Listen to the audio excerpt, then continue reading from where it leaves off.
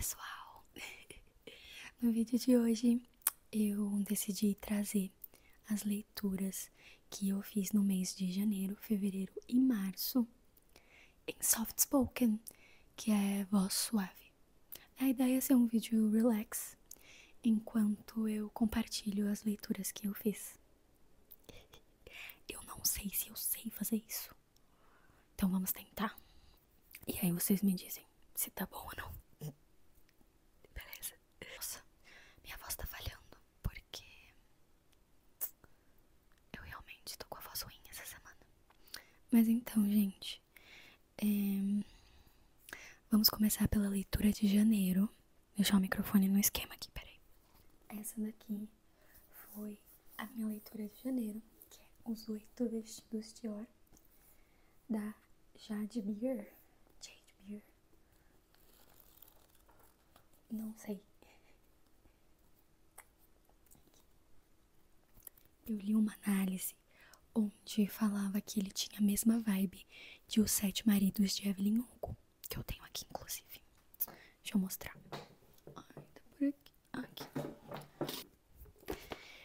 Os Sete Maridos de Evelyn Hugo, que é um livro que eu amo também. Muita gente gosta desse livro, né? Eu acho ele muito bom. E eu vi, né, uma resenha que falava que ele tinha uma vibe parecida. Não achei nada parecido, tá? Mas enfim, eu comecei a ler ele por conta disso. Mas é uma história muito boa.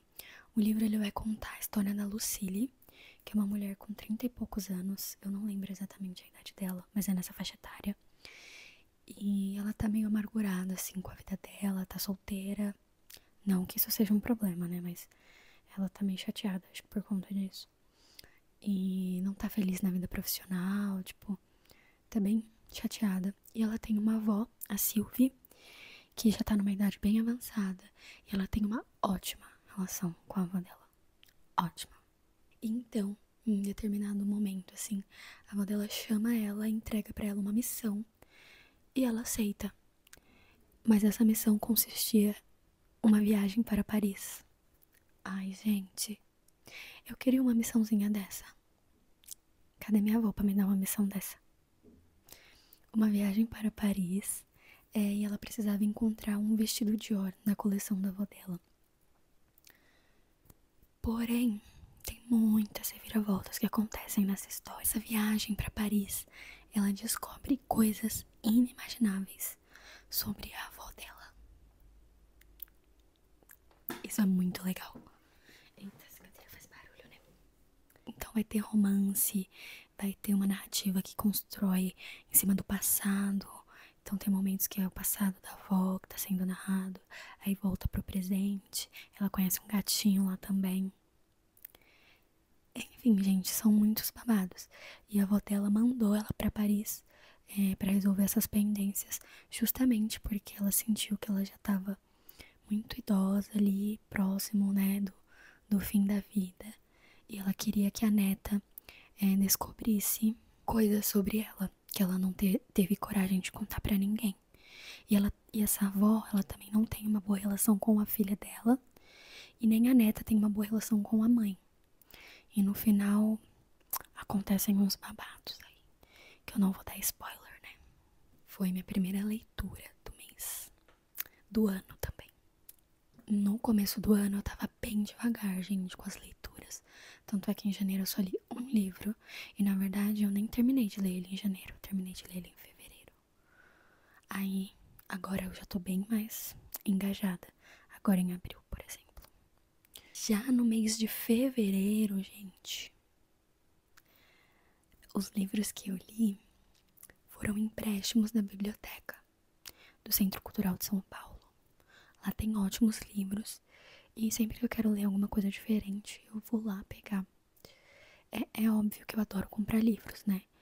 Mas enfim, tem horas que a gente tem que economizar, né, gente? Infelizmente. É uma pena. Mas o empréstimo lá é gratuito, então eu peguei. Aí, gente, o primeiro livro que eu li em fevereiro foi Uma Princesa em Tóquio, que é da autora Emiko Jin. Esse livro, ele é um romance juvenil muito gostosinho. O livro vai contar a história da Izumi, que é uma garota comum que vive uma vida comum. Ela mora nos Estados Unidos com a mãe dela e ela não conhece o pai. Isso é uma questão pra ela. Ela sempre quis saber quem é o pai dela, mas a mãe dela nunca falou. E ela é uma das poucas garotas com uma ascendência asiática no bairro dela.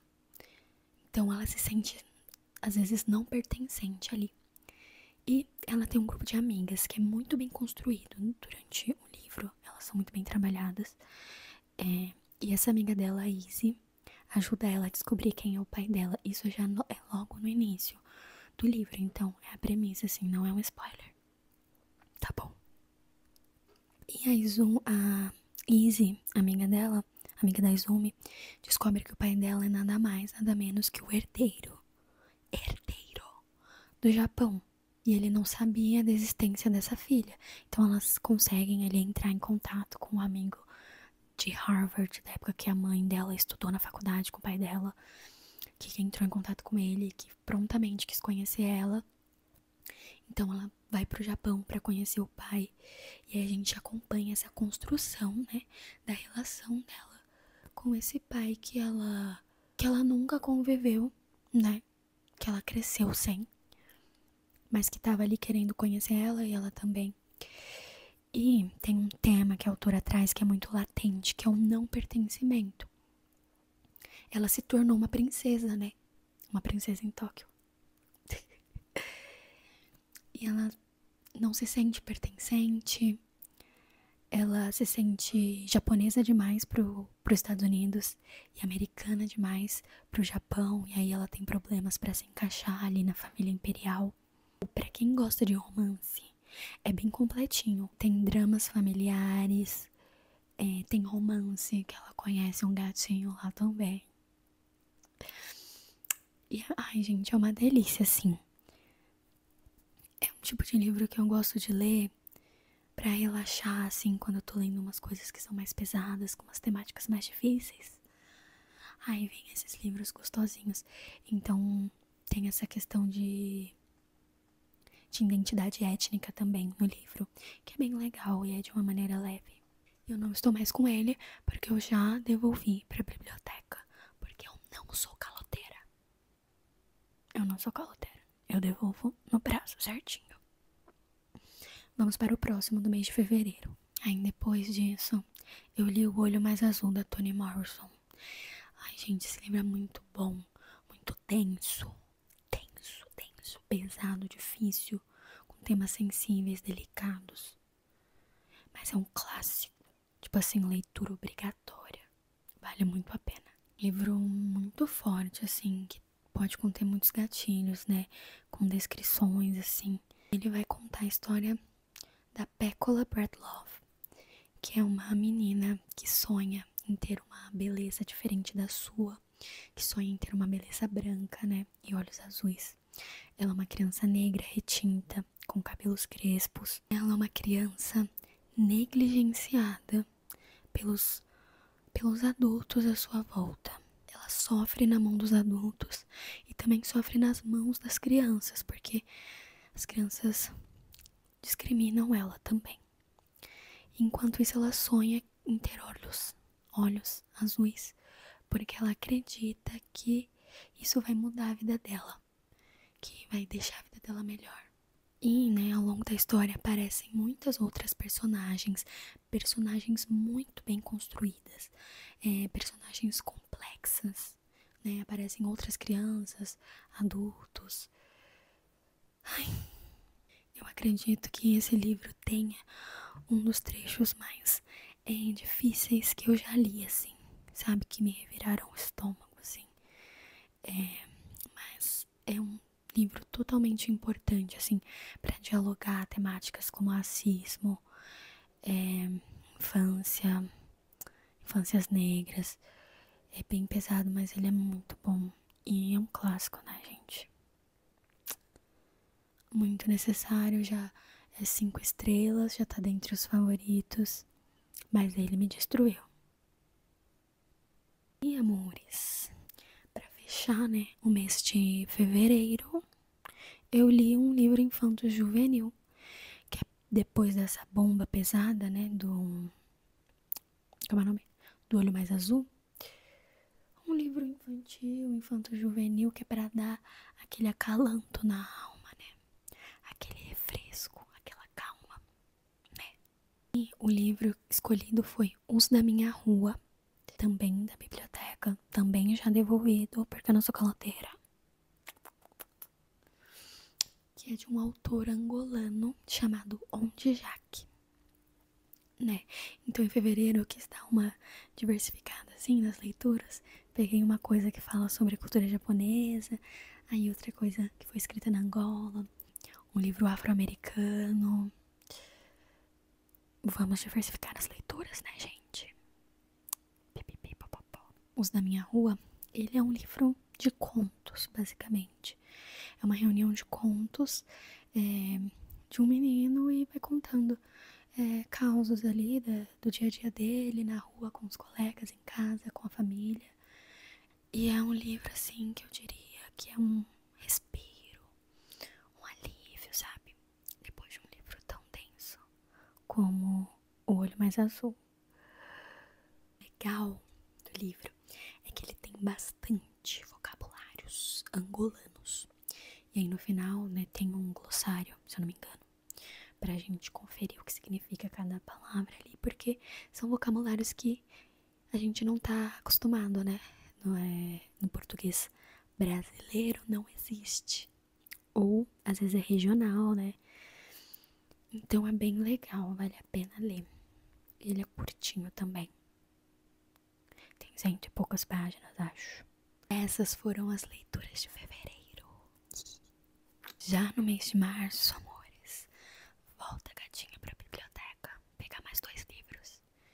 No mês de março eu li alguns livros, né? Eu li também alguns livros acadêmicos que são referências bibliográficas para o meu TCC. Eu não trouxe esses livros aqui, posso trazer num outro vídeo. Só trouxe aqui os livros que eu li por livre espontânea vontade, né? Por lazer, recreação e etc.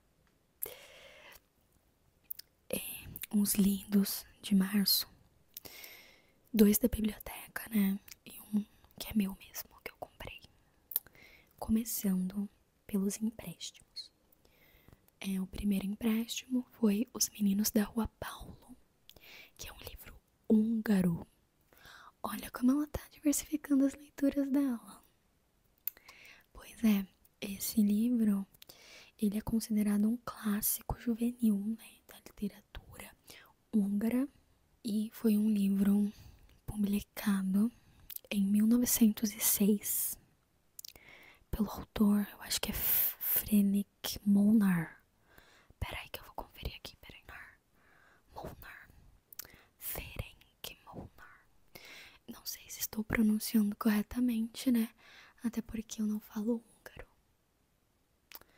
Mas é uma literatura juvenil, publicada em 1906, né? Como eu já falei, é um clássico. Ele é muito fofo, gente. Vai contar a história dos meninos da Rua Paulo.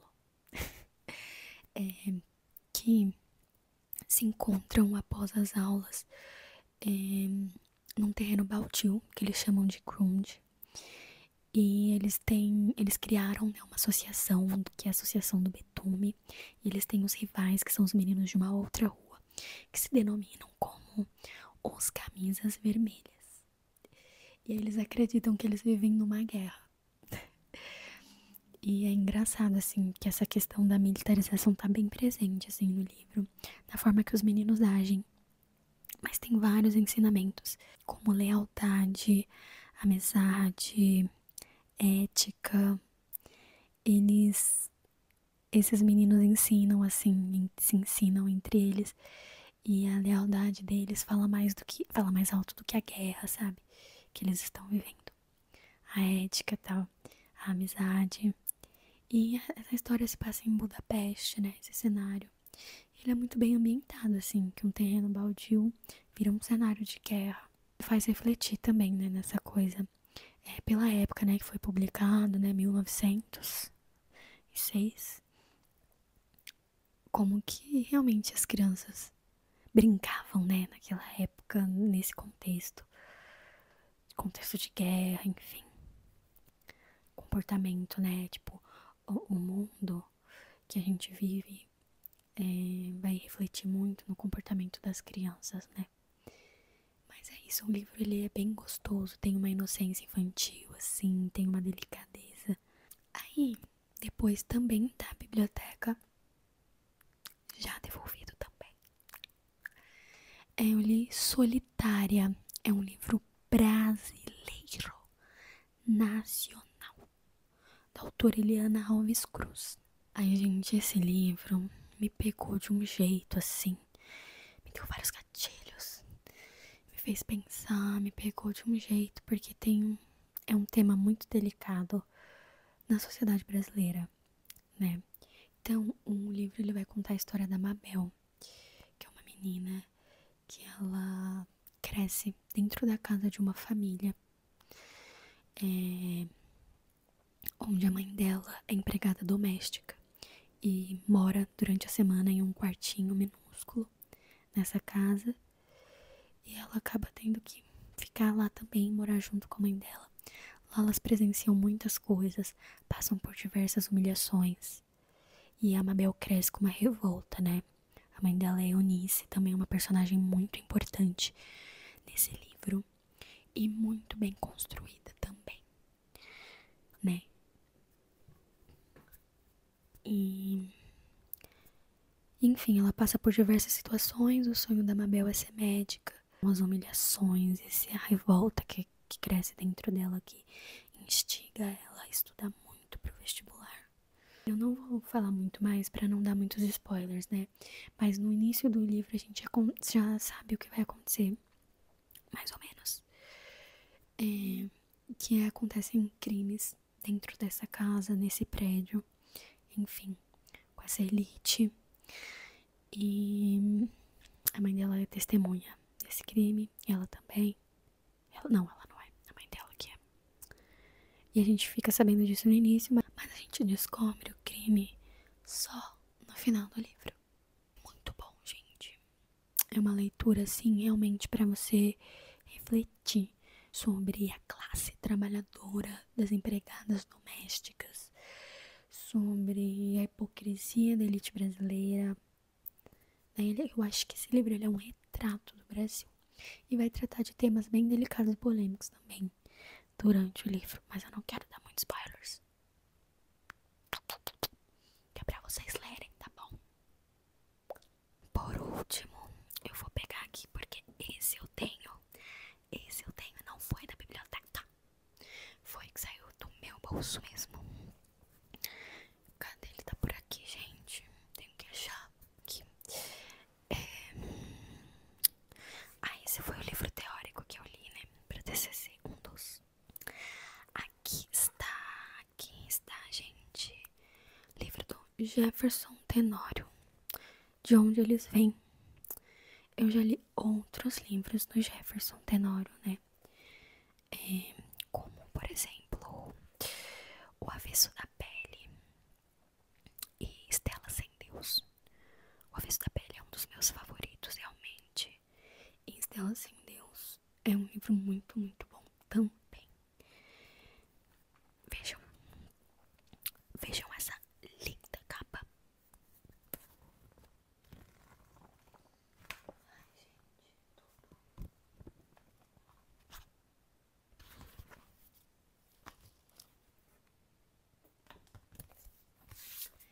Esse livro também me pegou bastante.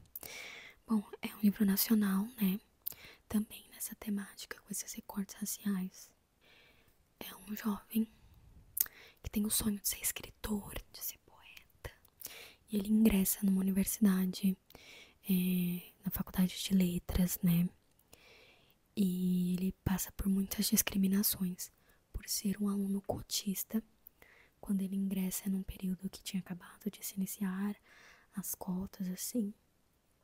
E ele era muito julgado por isso, né? Discriminado não só pelos colegas de turma, como também pelos professores, né? Que já colocavam nele, rotulavam ele que ele não era tão inteligente assim quanto os outros colegas, né? E para além disso, ele tem uma caminhada muito difícil na faculdade, porque a avó dele tá doente, com Alzheimer. E a doença tá se agravando, a idade também tá chegando, né? E ele precisa cuidar dessa avó juntamente com uma tia, só que essa tia é diarista, trabalha muito, já tem uma idade mais avançada. E ele tem que conciliar os estudos com esse cuidado com a avó que tá desgastando muito ele. E ele passa por muitos percalços, gente, muitos. E aí o livro vai mostrando, assim, como a vida dele é... Nossa, vou beber uma água porque minha voz já foi pro saco, gente. Que isso?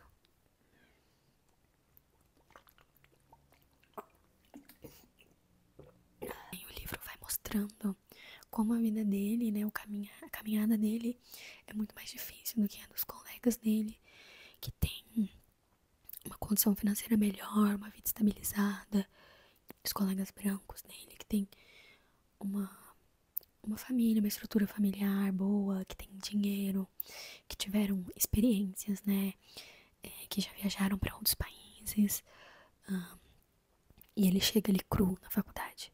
Enfim, também vai trabalhar algumas relações, vai falar de relações amorosas, relações afrocentradas e relações interraciais. Não vou me alongar tanto para não dar spoiler, mas vai acontecendo uma desgraça atrás da outra. E a gente fica assim, meu Deus do céu. Mas que é a mais pura realidade, né?